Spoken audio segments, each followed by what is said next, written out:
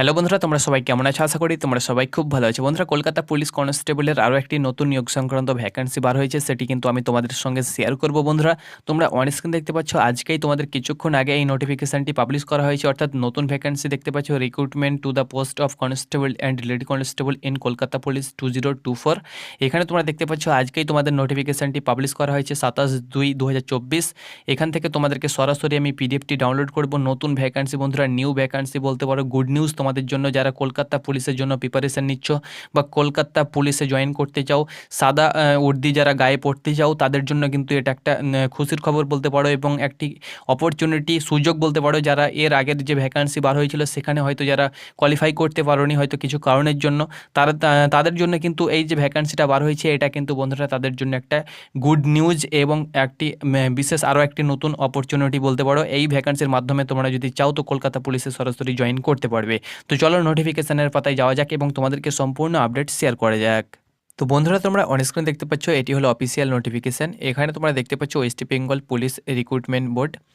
তোমরা দেখতে পাচ্ছ information to application for submission of application for recruitment to the post of constable and lady constable in Kolkata police 2024। এখানে দেখো name of post তোমাদের constable and lady constable in Kolkata police, pay scale তোমাদের দেওয়া নেই। এখানে বন্ধুরা তোমরা অন স্ক্রিন দেখতে পাচ্ছ তোমাদের যে টোটাল ভ্যাকান্সি, মেলের জন্য তোমরা অন স্ক্রিন দেখতে পাচ্ছ 3464 এবং ফিমেলের জন্য 270খানা ভ্যাকান্সি রয়েছে।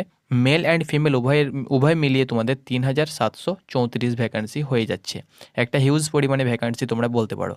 এখানে দেখো আমি তোমাদেরকে মেন ক্যাটাগরিগুলো, বিভিন্ন ক্যাটাগরি এখানে দেওয়া হয়েছে। মেন ক্যাটাগরি আমি তোমাদের সঙ্গে শেয়ার করছি। যেমন এখানে তোমরা দেখতে পাচ্ছ ইউআরের জন্য যে ক্যাটাগরি রয়েছে আমাদের ইউআর জেনারেল, তাদের জন্য কিন্তু এখানে 519টি ভ্যাকান্সি দেওয়া হয়েছে। ফিমেলের জন্য 35টি, তার সঙ্গে সঙ্গে সিভিকের জন্য দেওয়া হয়েছে 278টি এবং ফিমেলের জন্য সিভিক 21টি দেওয়া হয়েছে। স্পোর্টস কোটা দেওয়া হয়েছে 69টি এবং সিভিকের জন্য লেডির জন্য দেওয়া হয়েছে 6টি। তার সঙ্গে সঙ্গে ইডাব্লিউএস নতুন কিন্তু অ্যাড করা হয়েছে, এর আগেবার কিন্তু তোমাদের ইডাব্লিউএস ছিল না, যেখানে তোমাদের 242 ভ্যাকান্সি রয়েছে। তার সঙ্গে সঙ্গে ইডাব্লিউএস ফিমেলের জন্য 20খানা ভ্যাকান্সি রয়েছে। ওকে, শিডিউল কাস্ট তোমরা দেখতে পাচ্ছ এসসি 311খানা ভ্যাকান্সি রয়েছে এবং শিডিউল কাস্ট মেয়েদের জন্য কিন্তু 26খানা ভ্যাকান্সি রয়েছে। শিডিউল ট্রাইব এসটির জন্য এখানে তোমরা ভ্যাকান্সি দেখতে পাচ্ছ 69 ভ্যাকান্সি রয়েছে, মেয়েদের জন্য 5খানা ভ্যাকান্সি রয়েছে। ওবিসি এ 104খানা, মেয়েদের জন্য 7খানা। ওবিসি বি তোমরা দেখতে পাচ্ছ 104খানা এবং মেয়েদের জন্য 8খানা কিন্তু ওবিসি বি ভ্যাকান্সি দেওয়া হয়েছে। আরও অন্যান্য ইসি এইচজি রয়েছে, তার সঙ্গে সঙ্গে সিভিক ভলেন্টিয়ার রয়েছে প্রত্যেকটি ক্যাটাগরি থেকে, আবারও কিন্তু নতুন করে এখানে দেওয়া হয়েছে, তোমরা অন স্ক্রিন দেখতে পাচ্ছ। তো সেগুলো আমি শেয়ার করছি না, আমি মেন যে ক্যাটাগরির সেটা আমি তোমাদের সঙ্গে শেয়ার করে দিলাম। ওকে, নেক্সট বন্ধুরা, আমি তোমাদেরকে এ টু জেড যতটা পারবো নোটিফিকেশানে যেগুলো রয়েছে আমি তোমাদেরকে একের পর এক আপডেট তোমাদের সঙ্গে শেয়ার করে দেবো। এখানে তোমাদের গেমের ব্যাপারে দেওয়া হয়েছে international championship, national championship, inter university tournament, national sport and games for school এডুকেশানে যদি তোমার থাকে, এখানে তোমাদের অ্যানেক্সারে কিন্তু দিয়ে দেওয়া হয়েছে, প্যারা নাম্বারে ফর্ম নাম্বারে দিয়ে দেওয়া হয়েছে, সেখানে কিন্তু গেম উল্লেখ করা হয়েছে। সেই গেমে কিন্তু তোমার সার্টিফিকেট থাকতে হবে, তবেই তুমি কিন্তু আবেদন করতে পারবে।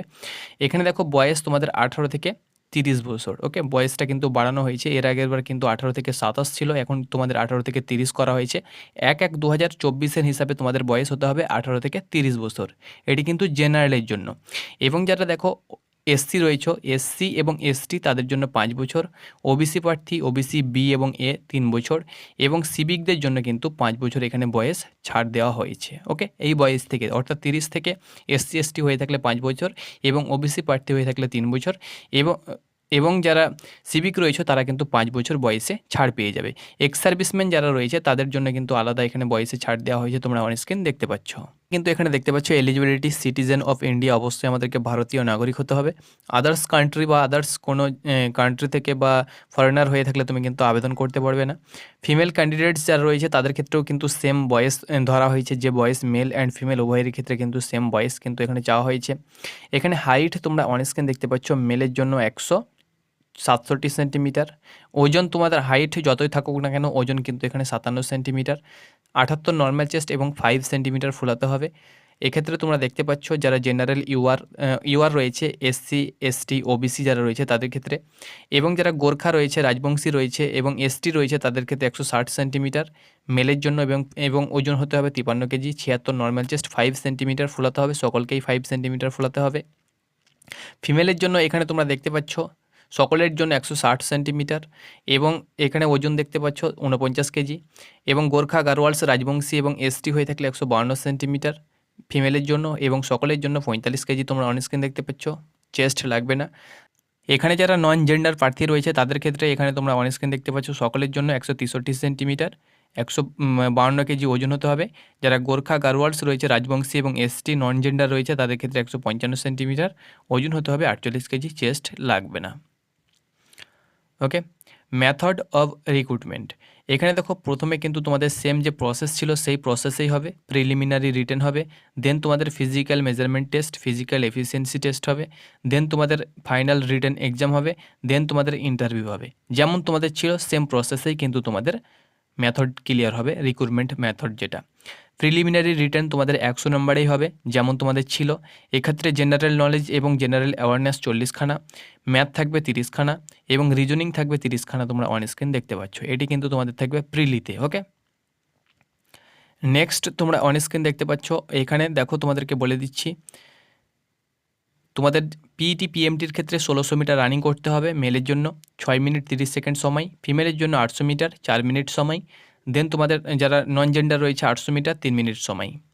তার সঙ্গে সঙ্গে এখানে দেখো তোমাদেরকে বলে দিচ্ছি যারা এক্স সার্ভিসম্যান রয়েছে, এখানে এক্স সার্ভিসম্যানের ক্ষেত্রে মেলের জন্য 800 মিটার, ফিমেল এবং নন জেন্ডারের ক্ষেত্রে 800 মিটার।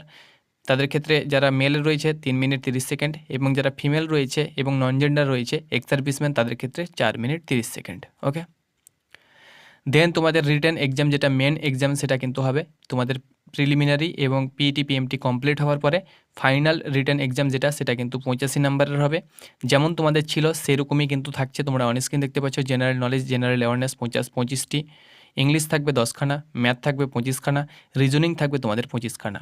টোটাল কিন্তু তোমাদের 85 নম্বরে এবং 15 নম্বর ইন্টারভিউ হবে। তারপরে কিন্তু ফাইনাল মেরিট লিস্ট তোমাদের তৈরি হবে। নেগেটিভ মার্কিং তোমাদের প্রিলিমিনারি এবং মেন এক্সামে কিন্তু 1/4, অর্থাৎ 4টি প্রশ্ন ভুল করলে প্রাপ্ত নম্বর থেকে 1 নম্বর কেটে নেওয়া হবে। তারপরে তোমাদের দেখতে পাচ্ছ 15 নম্বর ইন্টারভিউ হবে, যেভাবে তোমাদের হয় সেম প্রসেসেই কিন্তু তোমাদের হবে। এখানে তোমাদেরকে বাংলা ভাষা কিন্তু অবশ্যই জানতে হবে এবং বলার ক্ষমতা কিন্তু ইন্টারভিউয়ে থাকতে হবে। এখানে আদার্স বহিরাগত প্রার্থীদের কিন্তু সুযোগ থাকবে না। দেন মেডিকেল এক্সামিনেশন, তারপরে তোমাদেরকে ট্রেনিং সেন্টারে ট্রেনিংয়ের জন্য পাঠানো হবে, যেটা তোমাদের এর আগে প্রসেস ছিল সেম প্রসেসে। অ্যাপ্লিকেশান তোমরা করতে পারবে 1/3/2024 থেকে 29/3/2024 মধ্যে তোমাদেরকে অ্যাপ্লিকেশান কমপ্লিট করতে হবে। অ্যাপ্লিকেশান চার্জ এখানে দেখতে পাচ্ছ সকলের ক্ষেত্রে 150 টাকা কিন্তু চার্জ এখানে দিতে হবে। যারা এসসি রয়েছে তাদের ক্ষেত্রে 20 টাকা শুধুমাত্র প্রসেসিং চার্জ লাগবে, আর যারা এসটি রয়েছে তাদের ক্ষেত্রে 20 টাকা প্রসেসিং চার্জ লাগবে। বাকি সকলের ক্ষেত্রে 150 টাকা অনলাইন চার্জ লাগবে এবং 20 টাকা প্রসেসিং এবং 170 টাকা কিন্তু টোটাল কাটবে। অনলাইনওয়ালা তোমাদের কাছে হয়তো 30, 40, 50 টাকা নেবে, যে টোটাল যে তোমাদের অ্যামাউন্ট সেটা কিন্তু তোমাদের লাগবে।